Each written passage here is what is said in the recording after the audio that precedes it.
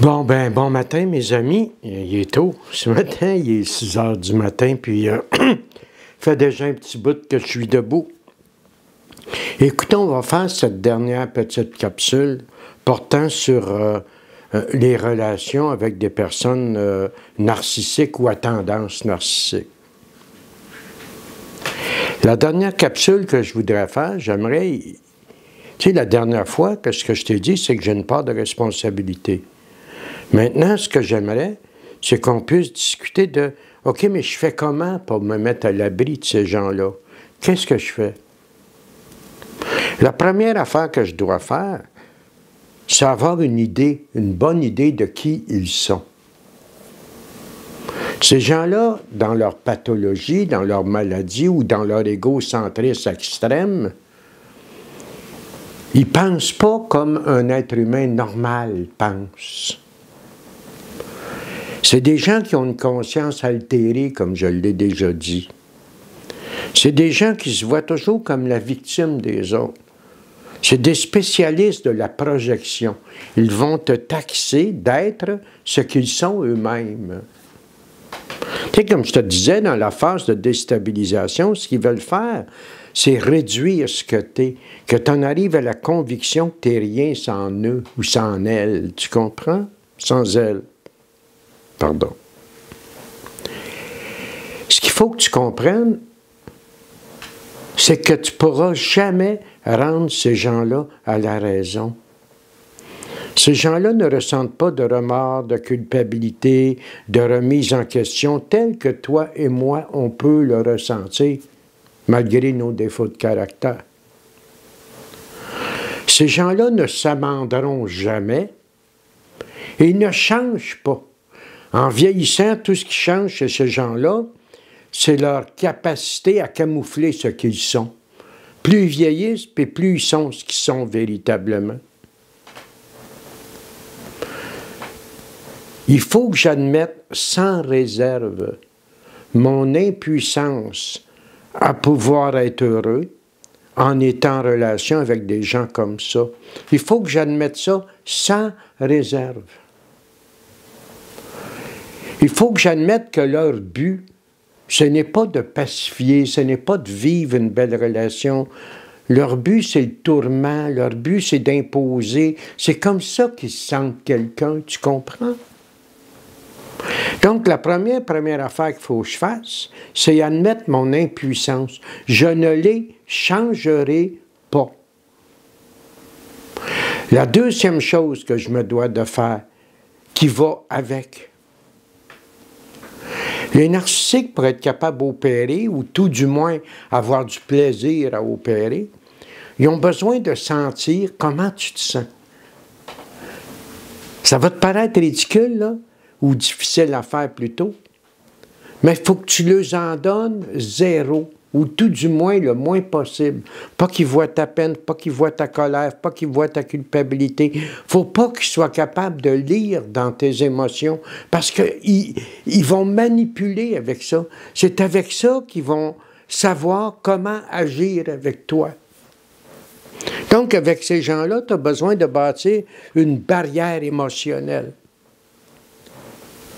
Tu as besoin de limiter le contact au maximum. Disons que tu as eu des enfants avec quelqu'un comme ça, tu es un homme ou une femme qui a eu des enfants avec quelqu'un comme ça, bien, il va falloir que tu envisages la séparation éventuellement. Il va falloir que tu l'envisages pour la bonne et simple raison qu'ils vont te détruire, puis ils vont détruire leur enfant. Ces gens-là ne s'amendent jamais. Ils font toujours la même chose.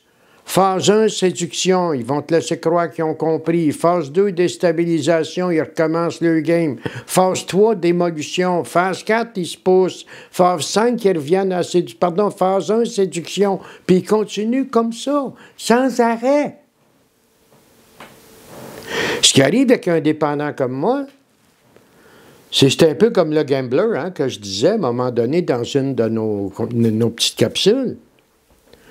Le gambler, plus il met d'argent dans la machine, plus il reste là, puis plus il en met. Parce qu'il est convaincu qu'elle va finir par changer, elle va finir par payer la crise de machine.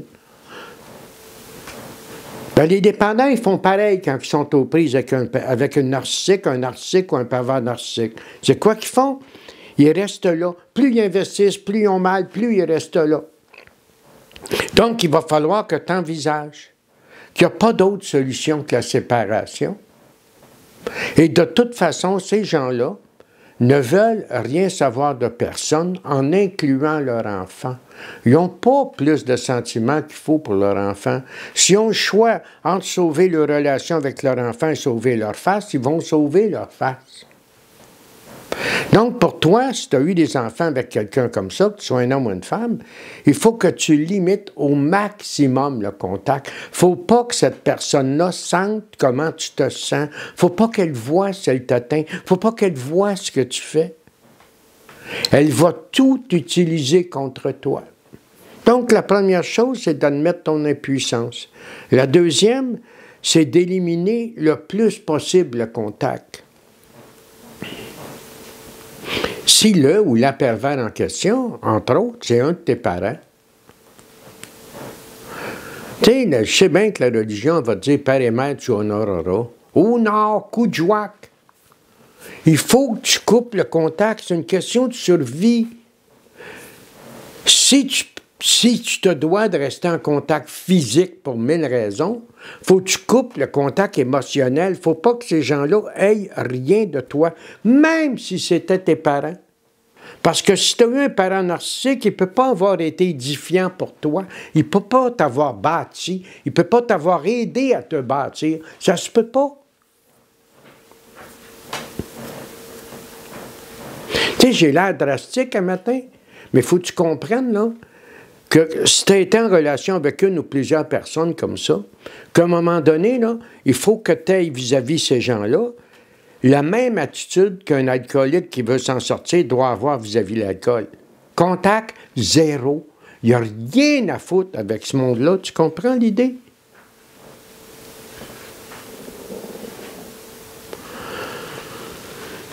Une autre affaire que je te suggérerais, suite à ça, c'est de t'asseoir avec toi et regarder le dommage qu'ils ont créé en toi.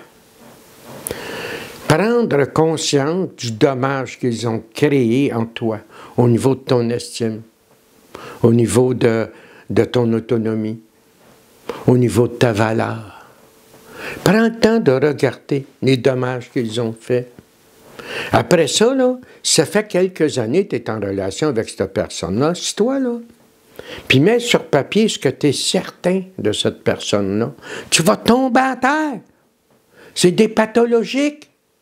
Il n'y a rien de ce qu'ils te disent que tu es certain que c'est vrai ou faux. Vois-tu, c'est draconien.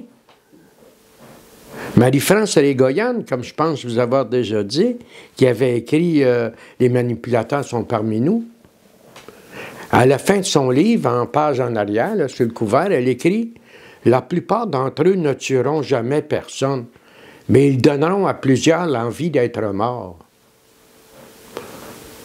Ces gens-là tuent tout ce qui est vie en toi. Il faut que tu en sois conscient, là.